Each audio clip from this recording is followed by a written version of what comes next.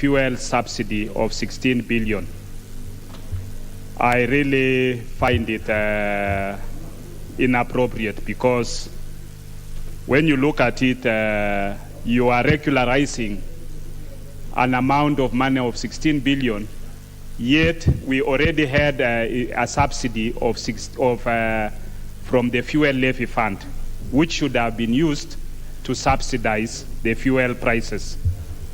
So how do you now come in to borrow money to be able to pay for fuel subsidy from the consolidated fund? So, Honorable Speaker, I think there is some misuse.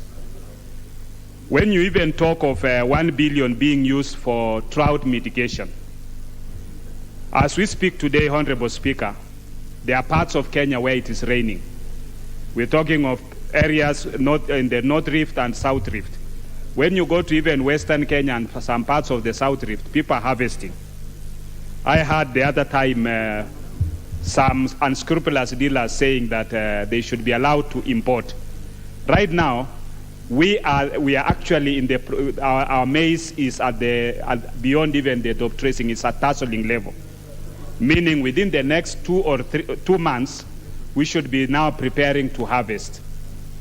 Now, this fuel subsidy of 1 billion is coming at a moment when we don't need it. We've already planted our maize. People have already, we are already in the process of waiting for the maturity of the crops. So how do we benefit from this fuel subsidy of 1 billion?